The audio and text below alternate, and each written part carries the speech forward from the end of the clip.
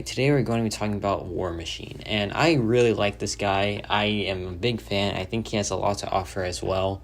I'm doing this because I posted a video yesterday revealing my rank 4 Silver Centurion, and by the way, I suggest you check that out because I never self-promote on my channel, but I think that is one of the few videos that I made that's like actually good, so I would go check that out for sure. And yeah, I feel like to like commemorate that, I would revisit some like old Iron Man themed characters like War Machine, Iron Man Infinity War probably, and then like some Emerald characters like Jabari Panther, champs like that. And then I close off the week with the introduction to my rank 4 Silver Centurion. So that's the plan for the week, and we're starting with War Machine. I love War Machine, like I said. He just has a lot of pretty nice utility, like you can see right there. This is the encroaching stun lane, and he just like straight up ignores the stun part because he has access to Purify, which is pretty weird, huh? Like, usually mutants counter Purify, but War Machine is a tech champ that purifies. So it's just it doesn't really make sense, but I mean, it's a cool ability, it's a great ability to have. And yeah, the damage also is just so nice. Like, that was a pretty decent SP2, but we had the weakness on as well, so there is that. But like the medium, the light attacks are also pretty nice. Moving on, this is the same exact node, same exact path, but it's just a different opponent. I usually do this. I always do like 2 fights per lane. But yeah, he's just so like good for this. And also, just look at the parry damage we're taking every time we do a parry. Look, we're gonna do it right here. That's 4 damage. That's literally 4 damage. That is just like absolutely amazing. I love the tankiness of this guy. So he's so tanky because he has an armor up buff at the start of the fight.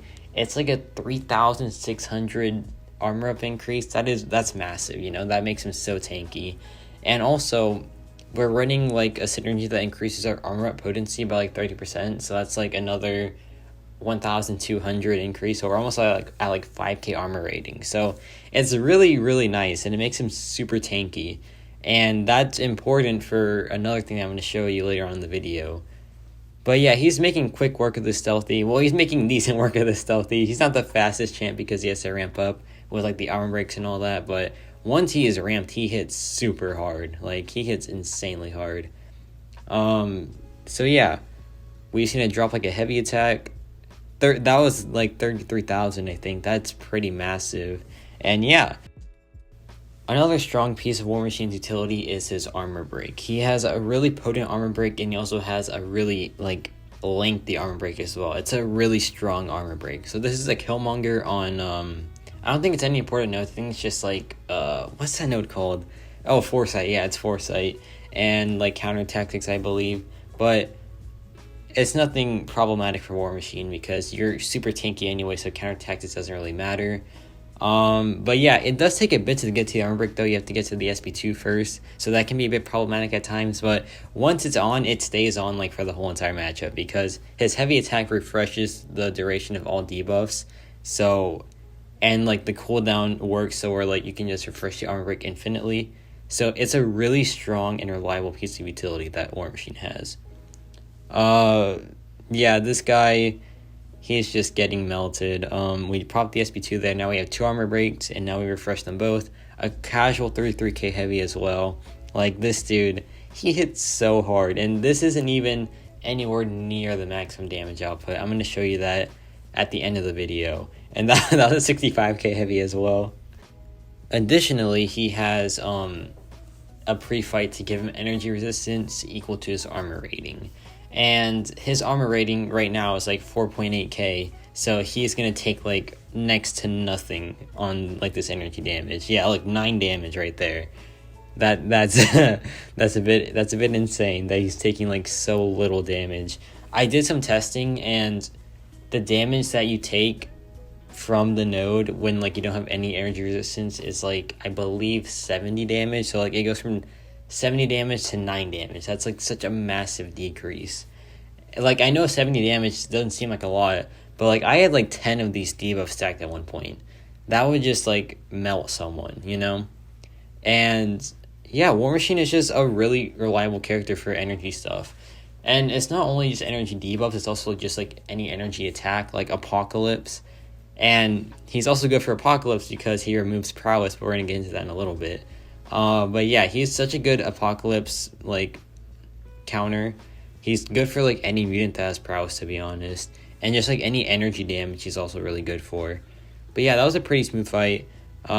Here's a mutant, though. This is Professor X. There's really nothing that War Machine counters at Professor X, just because Professor X isn't, like, the hardest defender at all, you know? He has the Falter, but it's so easy to bypass, so it doesn't really matter, you know? And, yeah, we're taking a whopping 10 damage from his parries. It's so crazy just how, like, sustainable he is. It, like, really is crazy. The only thing that he can't, like, rely on is him taking crits, because crits just, like, bypass his armor all the way, so you just get kind of screwed, which is annoying. I wish he did have crit resistance. That would make him so much better on, like, the tankiness side, but then again, you can just not get hit. But I struggle with that, obviously. But yeah, this is a pretty smooth matchup. We're just playing it slow. I think I do get hit somewhere here by the SP1. I don't know how. I don't know how I missed the dex for that, but I did. And look, I think it's right here. Yeah, I didn't even try to dex. I just took it to the face. Did I not know he was unblockable or something? No, okay, that's hilarious. Oh my god. And then I do a full combo into the miss. Dang, I was probably super tired when I was recording this, to be fair. But yeah, really smooth matchup overall, though. And here's an example of him, like, removing prowess. I couldn't find, like, a mutant to do it on. I was too lazy. I was like, do I have to do this whole pad just to get to this one mutant? So I was like, no, I'm just gonna do this. I took the easy way out. Well, not even the easy way out, because this fight sucks.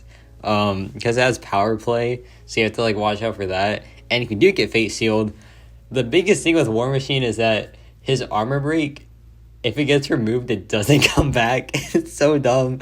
Like, that's my biggest pet peeve about him. Like, he can take one hit that armor breaks him, and he's done for the whole matchup. You just, like, don't have any armor up. It's so annoying, but, you know, it's whatever. I'm not gonna be too picky. I swear that he's the only champ that has it, though.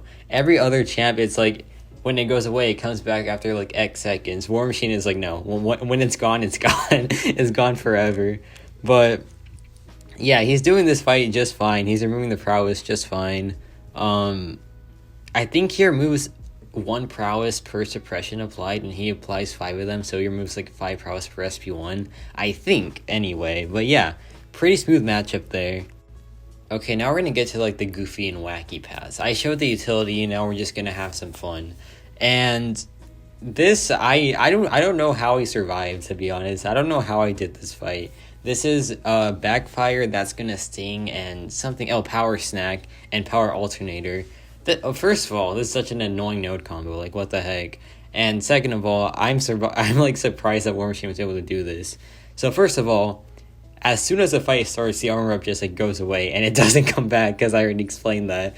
Like, there's no timer, there's nothing, it's just gone. It's, like, gone forever. But he is really, like, decent for this path, I guess, because he applies power stings with Mr. Fantastic synergy.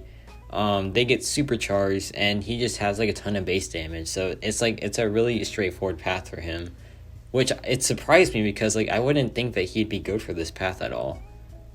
And so, yeah, it's just a really straightforward matchup. I just need to get to the SP1 now. He's honestly pretty good with the pre-fights if you do SP1 spam, just because, like, you get more than enough power stings there just from the SP1 alone. And, yeah, I took a hit because why not? You know, you gotta take hits every so often. I'm gonna be honest, I read these notes, like, 3 times, and I still don't understand what they mean. But War Machine's still pretty good for this. I know when you pair, you get an armor break. I don't know what the Scrap Wars node does. I read it, like, twice, and I'm like, I don't know, man. It just sounds like good War Machine testing, which it is. He's, like, really good for this lane, but I imagine most characters are. But yeah, I get to my SP2, drop it, and yeah, now the damage is looking pretty nice. We have a Fury. I don't know how we got the Fury buff, but I think it's part of the node. I want to do a heavy attack here just to see the damage. Look at that, 36k. and we only had one armor break. The other one's from the node, so like doesn't really count. And then I take a hit. Dude, how many hits have I taken in this video? Like, it had to be like 5 or something. I don't know. But yeah, pretty clean fight. And now we move on. Same exact node, but now it's a Black Widow. Very scary champ. Not really. But oh yeah, I forgot. I had to watch out here because there's crumbling armor.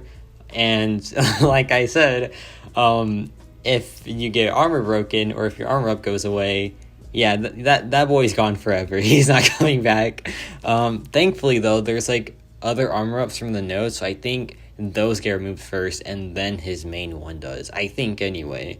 I don't know how the node interacts with his own armor up, but yeah, I just need to make sure that she doesn't throw the SP1 because then that'll like just waste so much time, and then my armor up will get like removed from crumbling armor.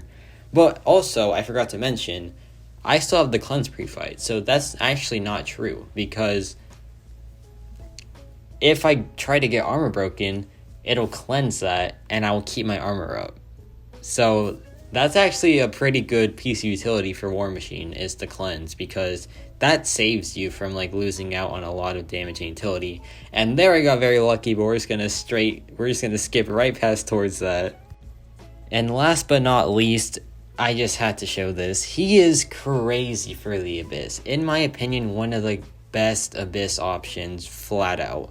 Because you have the tankiness, you have the utility, surprisingly. Like, before this, I soloed Iron Man Infinity War with him, because his armor break stops, like, the power steal node, so you can just, like, do the fight really easily. He has a ton of damage, he has, like, the perfect utility for Abyss, to be honest, and he's just a really solid character for the Abyss overall, because his damage output, when he has his Fury buffs, is just incredible. It's so good. Even, like, with just the armor breaks, it's still very, very good. And this is a full solo. I just had to cut it a bit because it's a really long solo. I think it was like 10 minutes long. So he's like, you have to play very slow, but he's really reliable in the Abyss. Like right here, I just dropped that, and yeah, the fight's over.